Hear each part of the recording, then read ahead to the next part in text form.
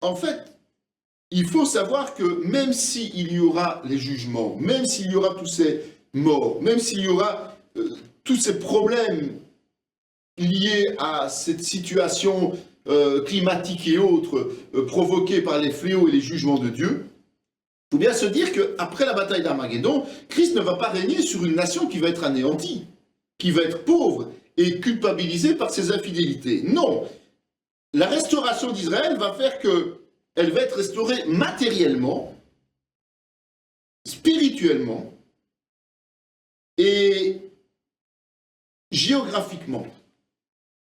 Et donc ça va être toutes les composantes d'une nation forte, avec un roi à sa tête indétrônable et tout-puissant. Et donc c'est important justement de bien souligner ça, de bien comprendre que même si c'est seulement un reste qui est sauvé, la nation d'Israël va instantanément devenir puissante grâce au règne de Christ.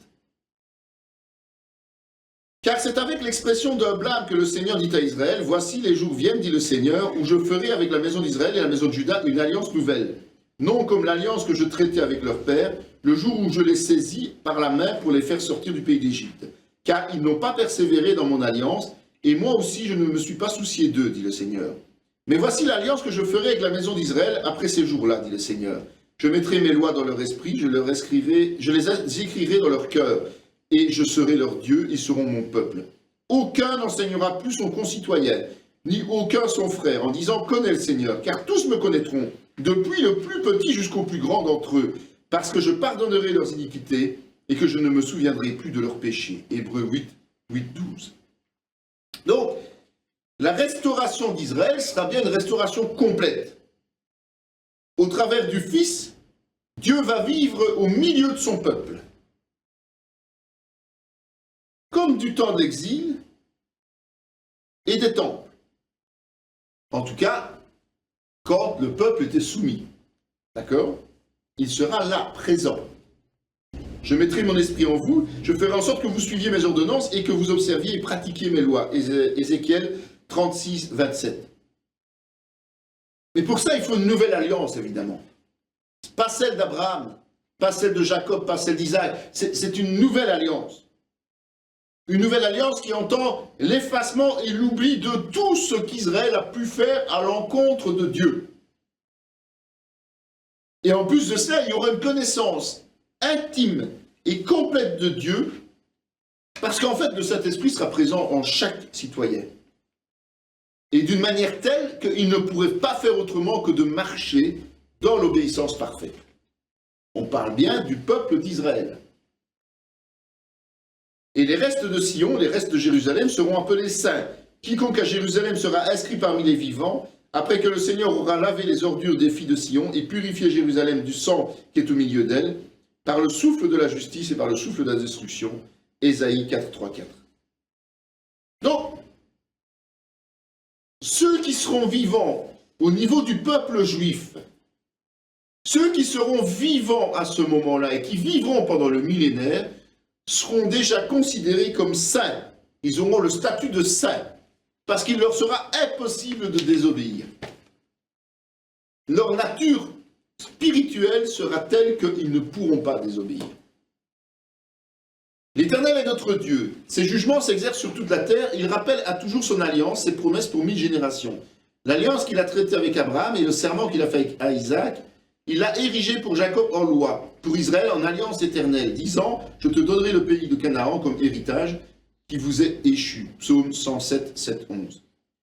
Vous habiterez le pays que j'ai donné à vos pères. Vous serez mon peuple et je serai votre Dieu. Ézéchiel 36, 28. C'est vrai qu'on a déjà vu dans l'histoire d'Israël, dans le cours notamment sur l'histoire d'Israël, que certains ont essayé d'installer la nouvelle nation d'Israël ailleurs qu'en Palestine. Bon, c'était des calculs politiques, politiciens et bassement politiciens, pour éviter de peut-être perturber les équilibres fragiles au niveau de la paix nouvellement acquise après la Seconde Guerre mondiale. Mais en tout cas, une chose est certaine, c'est que l'Israël doit se trouver dans le pays de Canaan.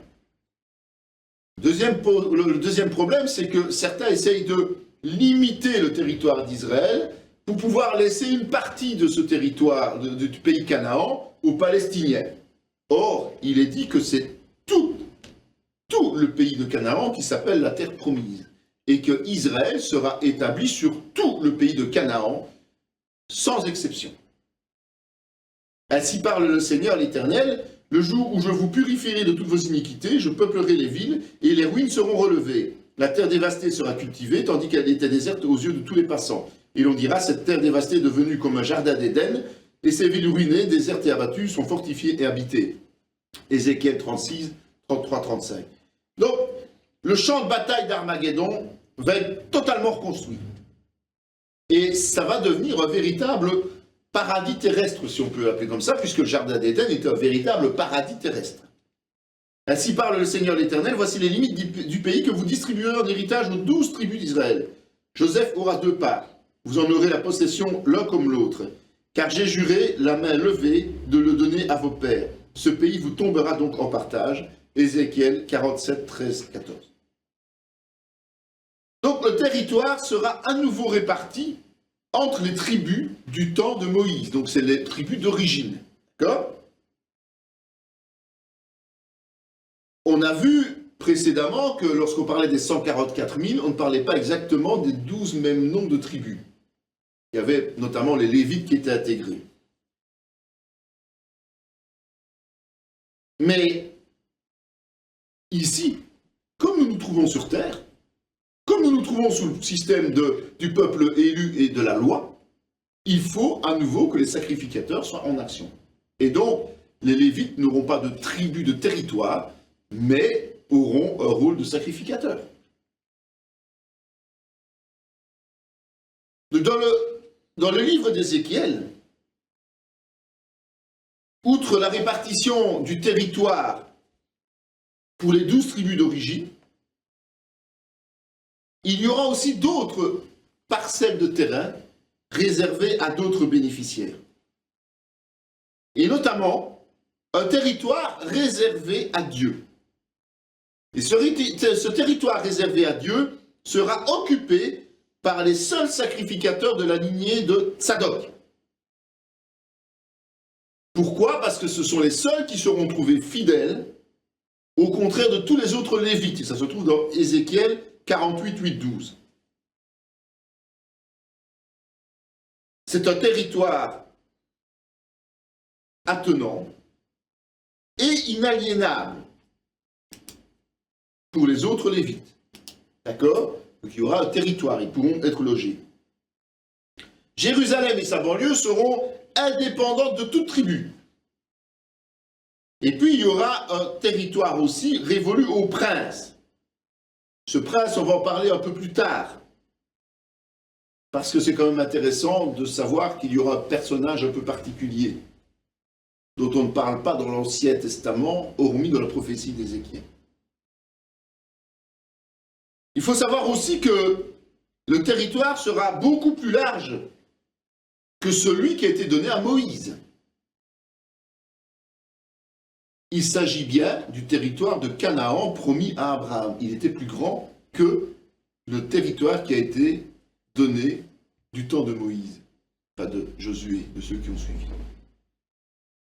Car le sceptre de la méchanceté ne restera pas sur le lot des justes, afin que les justes ne tendent pas les mains vers l'iniquité. Donc, tout ça va être possible parce que le péché sera banni hors du territoire d'Israël. Il a fait que tous les hommes sortis d'un seul sang habitassent sur toute la surface de la terre, ayant déterminé la durée des temps et les bornes de leur demeure. Acte 17, 26.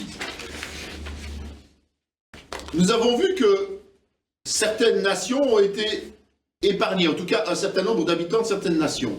Ceux qui sont restés dans les îles lointaines et tout ça, seront frappés mais pas anéantis. Ça, nous l'avons vu. Nous avons vu que certains dirigeants, ceux qui accompagnaient l'Antéchrist dans la bataille d'Armageddon, auront une prolongation de vie. Cela veut dire qu'il y aura Israël, mais aussi d'autres nations pendant ce règne millénaire. D'autres nations qui continueront à vivre sur terre. Et on va voir que ce sera un règne de paix, de justice et de fermeté. ce règne, évidemment, aura Israël pour son centre. D'abord, un règne de paix.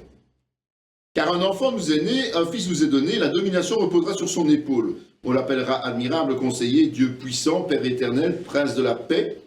Donner à l'empire de l'accroissement et une paix sans fin au trône de David et à son royaume. L'affermir et le soutenir par le droit et par la justice, dès maintenant et à toujours. Voilà ce que fera le zèle de l'Éternel des armées. Ésaïe 9, 5, 6, il y a un passage identique dans Joël 3, 16, 17. En fait, Israël sera une zone protégée.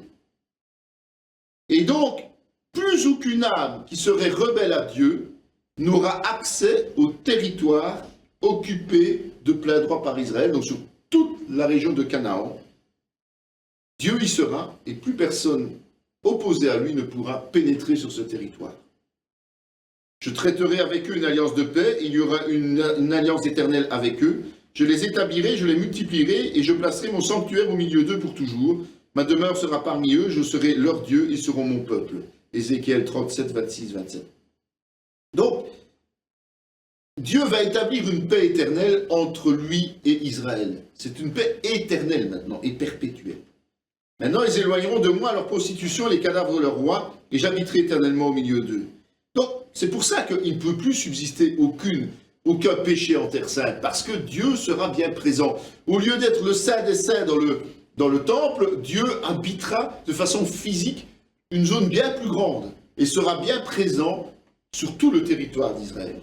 En ce jour-là, des eaux vives sortiront de Jérusalem et couleront moitié vers la mer orientale, moitié vers la mer occidentale. Il en sera ainsi été et hiver. L'Éternel sera roi de toute la terre. En ce jour-là, l'Éternel sera le seul Éternel, et son nom sera le seul nom. Tout le pays deviendra comme la plaine de Guéda à Rimon, au midi de Jérusalem. Et Jérusalem sera élevée et restera à sa place, depuis la porte de Benjamin jusqu'au lieu de la première porte, jusqu'à la porte des angles. Et depuis la tour de Hananel jusqu'au pressoir du roi, on habitera dans son sein, il n'y aura plus d'interdit. Jérusalem sera en sécurité. Zacharie 14, 8, 11. Cette paix, c'est Zacharie qui la décrit mieux. En fait, Dieu seul sera encore reconnu et adoré dans un pays de plaine. Un pays de plaine, on a vu que c'est plus un pays pacifié, calme, avec Jérusalem élevée. L'élévation, c'est le signe de sa supériorité spirituelle et on pourrait même dire matérielle et politique. De là vont couler des fleuves d'eau de vie qui émanent d'où? Du trône de Dieu, du trône occupé par la descendance de David. Un règne de justice. La justice et l'équité sont la base de son trône. Psaume 97, 2. Voici les jours viennent, dit l'Éternel, où je susciterai à David un germe juste. Il régnera en roi et prospérera. Il pratiquera la justice et l'équité dans le pays. En son temps, Juda sera sauvé, Israël aura la sécurité dans sa demeure.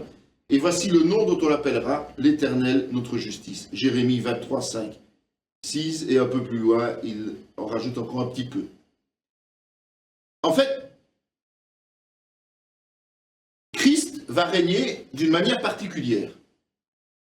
Et le modèle de démocratie que nous avons aujourd'hui ne tient pas avec Dieu. Il n'y aura pas de favoritisme. Ce sera un règne de justice. Et cette justice va prévaloir sur la terre entière. Puis un rameau sortira du tronc d'Isaïe, et un rejeton naîtra de ses racines. L'Esprit de l'Éternel reposera sur lui. Esprit de sagesse et d'intelligence, esprit de conseil et de force, esprit de connaissance et de crainte de l'Éternel. Il respirera la crainte de l'Éternel, il ne jugera point sur l'apparence, il ne prononcera point sur un oui-dire, mais il jugera les pauvres avec équité, il prononcera avec droiture sur les malheureux de la terre, il frappera la terre de sa parole comme d'une verge, et du souffle de ses lèvres, il fera mourir le méchant. La justice sera la ceinture de ses flancs, et la fidélité la ceinture de ses reins. En fait, la priorité de Christ va, comme lors de son passage sur terre, son premier passage sur terre, va être surtout orienté vers les pauvres et les malheureux, c'est-à-dire tous les laissés pour compte de la société. Il va en prendre soin personnellement. Mais pour vous qui craignez mon nom, se lèvera le soleil de la justice et la guérison sera sous ses ailes. Vous sortirez, vous sauterez comme des veaux d'une étable. En fait, la justice de Dieu va apporter une guérison de tous les maux, comme la guérison de notre âme, nous les chrétiens. Une guérison physique, une guérison spirituelle, qui va provoquer une joie extraordinaire. Et puis pour finir, ce règne sera un règne de fermeté.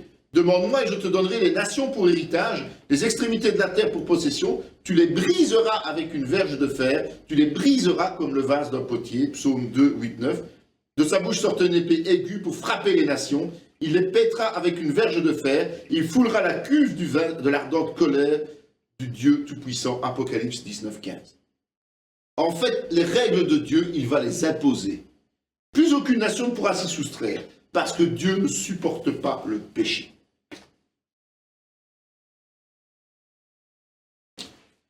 Ce qu'il faut encore souligner, c'est que Christ ne va pas régner seul.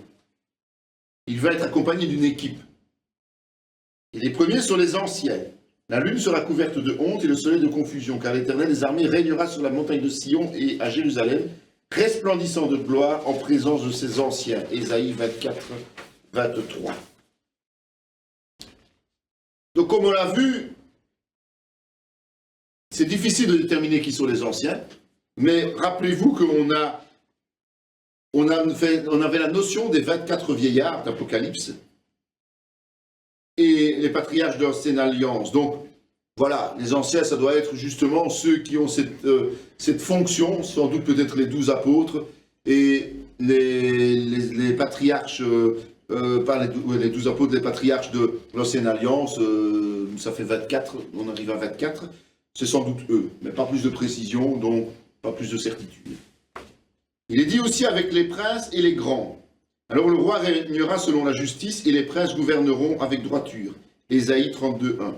C'est pourquoi je lui donnerai sa part avec les grands, il partagera le butin avec les puissants, parce qu'il s'est livré lui-même à la mort et qu'il a été mis au nombre des malfaiteurs, parce qu'il a porté les péchés de beaucoup d'hommes et qu'il a intercédé pour les coupables. Ésaïe 53, 12.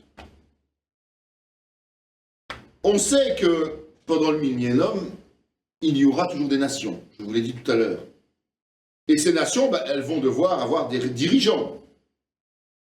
On ne peut pas diriger la terre entière sans avoir des gens qui sont des intermédiaires en quelque sorte. Mais tous ces dirigeants seront soumis au roi des rois.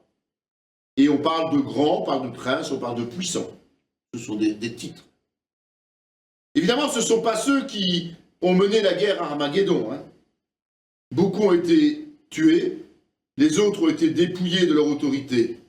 Ce sont certainement des nouveaux responsables qui seront nommés à des hautes responsabilités parmi les hommes. Ainsi, parle le Seigneur l'Éternel, assez, princes d'Israël, cessez la violence et les rapines, pratiquez la droiture et la justice, délivrez mon peuple de vos exactions, dit le Seigneur l'Éternel, Ésaïe 43, 9. Il y aura aussi, parmi le peuple d'Israël, un certain nombre d'entre eux qui seront titulaires de titres de noblesse et qui vont les exercer. Puis il y aura les saints. Mais les saints du Très-Haut recevront le royaume. Ils posséderont le royaume éternellement, d'éternité en éternité.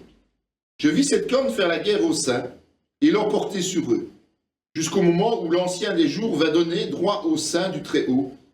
Et le temps arriva où les saints furent en possession du royaume.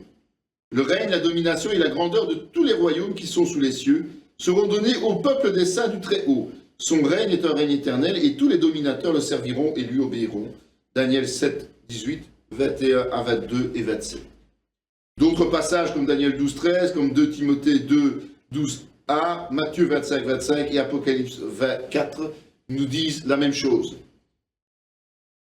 Au sens du terme biblique, saint, ça veut dire mis à part, mais aussi sanctifié. D'accord ? Les chrétiens sont mis à part, mais aussi sont sanctifiés. Et c'est pour ça qu'on peut dire qu'il y aura les chrétiens de l'Église enlevés, qu'il y aura les justes de l'Ancien Testament, qu'il y aura les anges et les martyrs de la tribulation. Et ce sont tous ces saints-là qui vont être amenés à vivre cette période au service de Christ en dirigeant à ses côtés la terre. À celui qui vaincra et qui gardera jusqu'à la fin mes œuvres, je donnerai autorité sur les nations. Il les pètera avec une verge de fer, comme on brise les vases d'argile, ainsi que moi-même, j'en ai reçu le pouvoir de mon Père. Apocalypse 2, 26-27. C'est dans la lettre à Thyatire, de nouveau, que Jésus va préciser que celui qui va tenir ferme jusqu'au bout, c'est-à-dire jusqu'à l'enlèvement, ou la mort pour ceux de la tribulation, sera tenu de gérer les nations avec fermeté. En fait, le but est d'empêcher les gens de résister à Dieu et d'empêcher les gens de dévier de la voie voulue par Dieu. Toute faute sera automatiquement sanctionnée, tout de suite. Qu'est-ce que l'homme pour que tu te souviennes de lui? Et le Fils de l'homme pour que tu prennes garde à lui? Tu l'as fait de peu inférieur à Dieu et tu l'as couronné de gloire et de magnificence. Tu lui as donné la domination sur les œuvres de tes mains et tu as tout mis sous ses pieds. Les brebis comme les bœufs et les animaux des champs, les oiseaux du ciel et les poissons de la mer, tous ceux qui parcourent les sentiers des mers. Psaume 8, 5, 9. Comme le temps des nations est accompli, nous l'avons vu, il est normal que tout se rétablisse selon l'ordre des choses établies par Dieu au début de la création. L'homme est fait à son image, il est racheté par le sang de l'agneau, et donc, au niveau de la création, au niveau spirituel, il est hiérarchiquement juste en dessous de Dieu. Et donc, c'est à l'homme de dominer la création. Tous les puissants de la terre mangeront, se prosterneront aussi devant lui, s'inclineront tous ceux qui descendent dans la poussière, ceux qui ne peuvent conserver leur vie. La postérité le servira, on parlera du Seigneur à la génération future. Psaume 22, 30, 31. On a aussi le psaume 46 et le psaume 72 qui parlent du même principe. Ça veut dire que la terre sera répartie en un certain nombre de pays, comme maintenant. Certainement pas les mêmes, mais en tout cas, il y aura des limites géographiques, il y aura des zones. Mais, comme je l'ai dit précédemment, toutes ces nations, absolument toutes ces nations, et leurs dirigeants seront soumis au seul et même roi Jésus-Christ. Elles seront tenues de se soumettre à sa volonté. Et ce sont ces nations qui subviendront aux besoins matériels conséquents du royaume de Christ. Donc, ils ne vont pas sortir indemnes de cette guerre, de cette révolte. La terre et les nations ne vont pas sortir indemnes. Même ceux qui survivront subiront la loi de Dieu et devront subvenir aux besoins de Dieu sur terre. Car l'Éternel est notre juge, l'Éternel est notre législateur, l'Éternel est notre roi, c'est lui qui nous sauve. Ésaïe 33, 22, et vous pouvez lire aussi Daniel 7, 13, 14, Zacharie 9, 10 et Matthieu 28, 18. En fait, Dieu va instaurer quoi? Une théocratie parfaite. Ce pourquoi Israël avait été créé aussi au départ, hein, rappelez-vous. Israël devait être une théocratie. C'est le peuple d'Israël qui a réclamé un roi comme les autres peuples, et Dieu leur a dit que c'était une malédiction. Ici, on retombe avec Christ qui dirige toute la manœuvre parce qu'il est le seul sauveur